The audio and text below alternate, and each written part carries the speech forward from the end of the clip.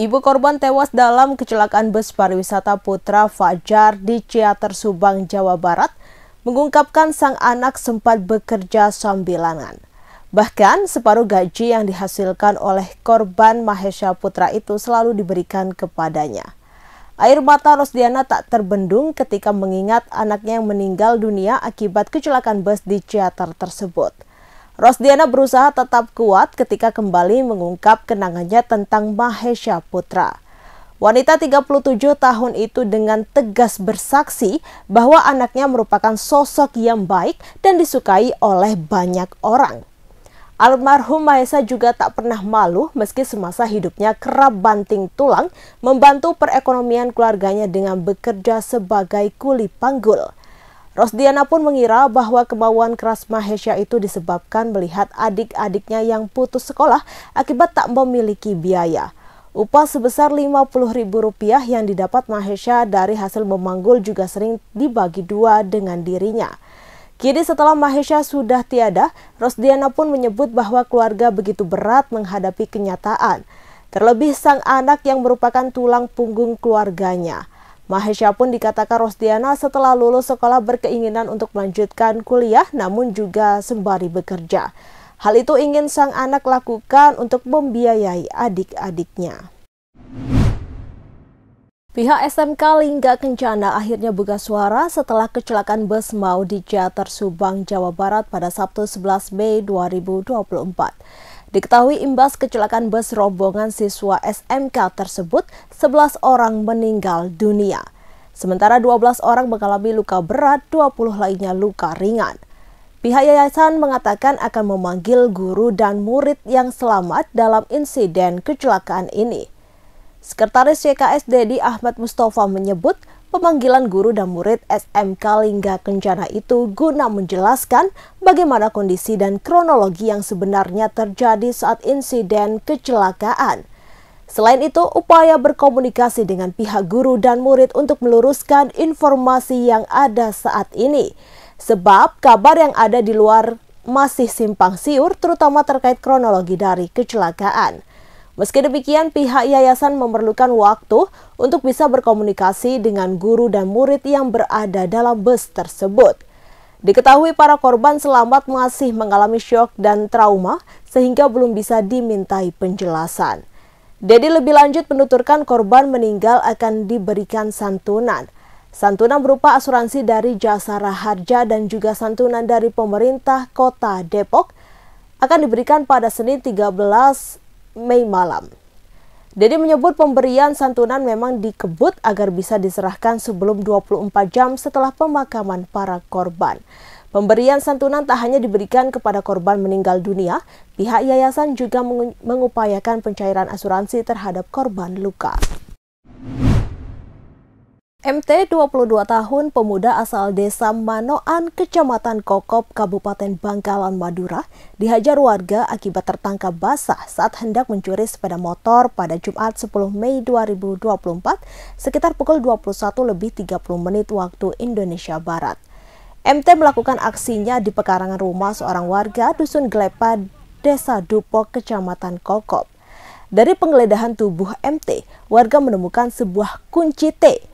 Beberapa video saat warga melakukan interogasi hingga melayangkan pukulan ke tubuh MT beredar luas di media sosial. Menghindari amarah warga semakin tak terkendali, sejumlah tokoh masyarakat setempat malam itu menyerahkan MT ke Polsek Kokop. Dengan kedua tangan diborgol, MT dihadirkan ke Polres Bangkalan pada Senin 13 Mei 2024. Luka lebam akibat bogem mentah dari warga masih membekas di wajah dan mata MT. Kendati babak belur, pelaku MT masih menjawab dengan lancar dan panjang lebar pertanyaan-pertanyaan dari Kapolres Bangkalan AKBP Febri Ismanjaya. Namun segudang alasan yang dipaparkan MT tak cukup untuk menyelamatkan dirinya dari jeratan pasal 363 KUHP tentang pencurian pemberatan dengan ancaman hukuman pidana selama 6 tahun penjara. Selain menyita kunci T dan beberapa lembar STNK, Polisi juga mengamankan 2 unit sepeda motor Honda PCX bernopol DA3908PF dan Honda Beat berwarna hitam bernopol M3788HI milik korban. Motor PCX warna putih itu diakui milik MT yang dikendarai bersama DPU SY di lokasi kejadian. Kapolres Bangkalan AKBP Febri Ismanjaya menjelaskan penangkapan MT oleh warga berawal ketika korban mendengar teriakan maling karena MT dan SY berada di dekat Honda Beat yang terparkir di halaman rumah warga. Merasa ketakutan, MT dan SY melarikan diri. Tanpa dikomandoi, warga langsung melakukan pengejaran usai mendengar suara teriakan maling dari korban. Pelaku MT tak berkutik setelah disergap warga, sementara SY kabur meninggalkan MT beserta sejumlah barang bukti. Sempat di masa kayaknya? Jadi sempat dihakimin oleh warga. Itu sempat pada saat itu sebagian warga menghubungi polsek untuk melakukan pengambilan tersangka ini. Awalnya muncul ya? Awalnya katanya dari pengakuan salah satu tersangka ini mau ambil ayam, tapi kan ditemukan di badannya tersangka ini ada kunci T yang dipersiapkan untuk melakukan aksinya. Dan tersangka ini penjual pentol lagi. Informasi dari yang bersangkutan memang dia berjualan pentol itu. Berapa tersangkanya berapa? Tersangka ini 2 orang. Yang satu diamankan, yang satu pada saat kejadian karena ketahuan warga langsung melarikan diri ya. Inisial S ini.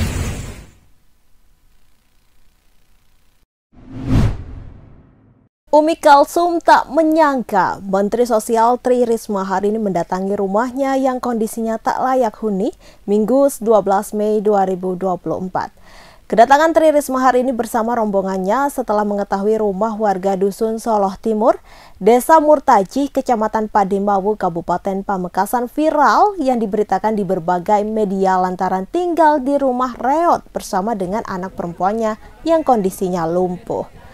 Di lingkungan warga setempat, Umi Kalsum tergolong warga yang kurang mampu.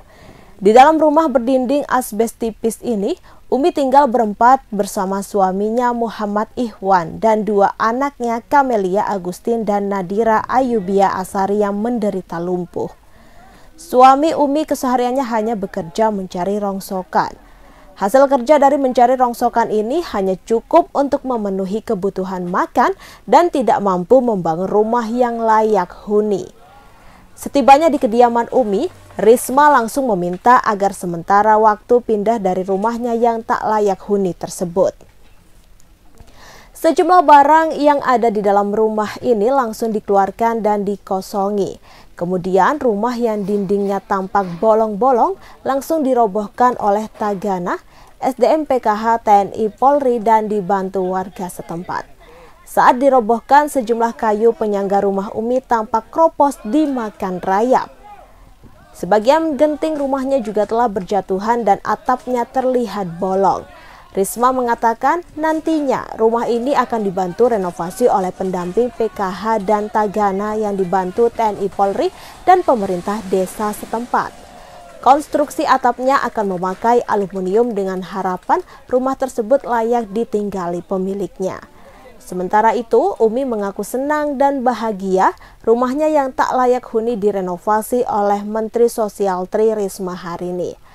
Selain merenovasi rumahnya yang tak layak huni, Risma juga memberikan alat usaha untuk jualan bakso. Selain itu, anaknya juga diberi perlengkapan sekolah. Nantinya saat rumahnya dibongkar, sementara waktu Umi numpang tidur di rumah bapaknya. Selama puluhan tahun ia mengaku tinggal di rumah tak layak huni tersebut bersama dengan anaknya yang lumpuh dari usia 4 tahun. Sedari kecil ia merawat anaknya tersebut dengan telaten dan sabar. Umi berharap anaknya yang lumpuh bisa sembuh dan berjalan seperti anak-anak yang lain.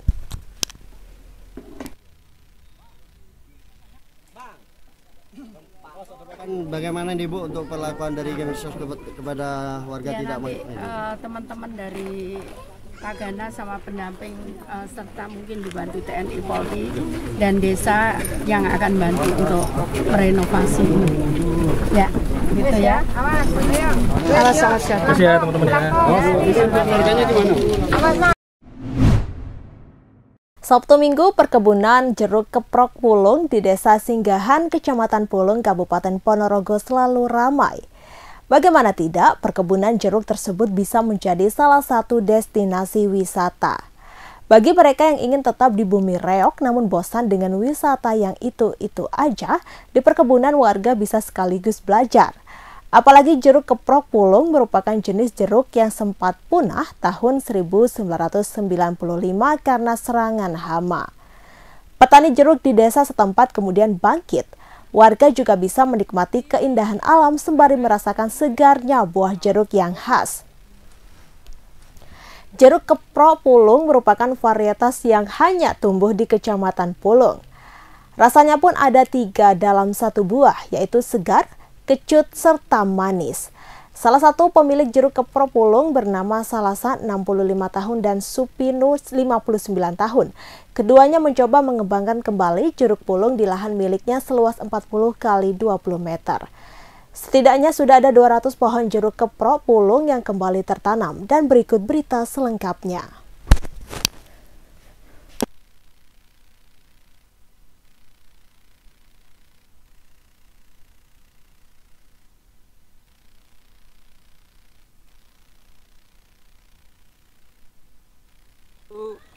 Tahun insya Allah tahun 85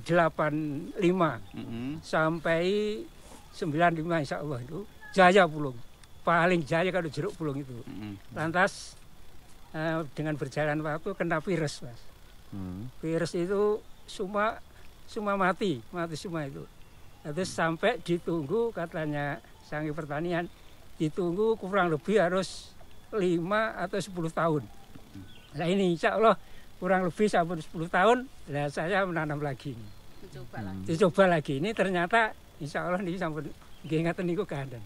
Ini sudah berhasil ya Pak ya, kategorinya nggih? Insya Allah. Ini bedanya jeruk Pulung sama jeruk pada umumnya apa Pak? Kelebihannya apa Pak? Nah, kelebihannya aja itu Mas, seger Mas. Seger, manis, kecut nih. 3 rasa? 3 rasa itu tadi. Kalau jeruk umumnya berapa rasa? Kalau siemnya hanya manis. Yang siam manis, kecutnya nggak ada sih. Manis. Pak, ini kan banyak kayak anak-anak kecil ini kan libur sekolah nih, banyak yang main ke sini ikut bercocok tanam, ini juga banyak ini Pak, anak-anak untuk belajar bercocok tanam. Iya, selalu ada Mas. Selalu ada? Ada ya. Biasanya SD, SMP, SMA atau kuliah Pak? SMP. SMP? Iya, kuliah ya ada. Kuliah ada? Sempat ada anak KKN ke sini atau anak kuliah? Belum ada, kalau KKN belum ada. Pak, ini untuk jeruknya sendiri ini dijual atau gimana Pak ini Pak? Oh, besok Mas. Ya, dijual Mas. Dijual. Untuk ganti pemeliharaan, beli pupuk dan macam-macam sebagainya. Balon udara tampak awak berisi petasan meletus di Ponorogo Senin 13 Mei 2024. Tepatnya di area persawahan Dusun Muneng Tengah, Desa Muneng, Kecamatan Balon, Kabupaten Ponorogo, Jawa Timur. Dilaporkan 4 remaja luka-luka. 1 diantaranya harus dilarikan ke Rumah Sakit Umum Daerah Dr. Harjono Ponorogo dan mendapatkan perawatan intensif. Kejadian ini terekam video amatir berdurasi 32 detik. Dalam video itu ada 11 remaja. Mereka terlihat ingin menerbangkan balon udara tanpa awak membawa petasan. Tak lama demikian, di video detik ke-10, balon udara tanpa awak membawa petasan itu meledak. Terdengar suara ledakan sangat dahsyat. Lalu ada api menyala dan beberapa remaja yang ada di lokasi berlarian menghindari ledakan balon udara tanpa awak membawa petasan. Di lokasi kejadian terlihat banyak percikan kertas ada di sawah-sawah. Kapolsek Balong AKP Agus Wibowo membenarkan bahwa ada balon udara tanpa awak membawa petasan meledak di Desa Muneng. Agus menjelaskan bahwa beberapa remaja terluka dan sebagian memilih untuk pulang, yang dibawa ke klinik kesehatan dan IGD RSUD Dr. Harjono ada 1 orang. Sementara itu, pihak Polsek Balong terus melakukan pengusutan kasus balon udara tanpa awak berisi petasan meletus di area persawahan Dusun Muneng Tengah, Desa Muneng, Kecamatan Balong, Kabupaten Ponorogo. Mereka juga telah melakukan olah TKP di lokasi balon udara tanpa awak ini. Juga menanyai beberapa saksi yang diyakini mengetahui balon udara tanpa awak berisi petasan meletus. Namun polisi mengaku kesulitan menemui 3 korban balon udara tanpa awak ini, sedangkan 1 korban yang dirawat di rumah sakit. Dia menjelaskan mengaku kemungkinan warga memang takut. Saat ini polisi melakukan penyelidikan dan pendekatan dengan masyarakat.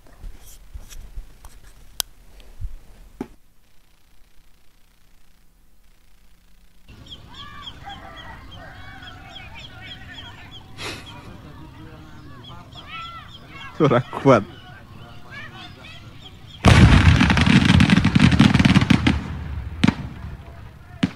Langsung muni piye kae?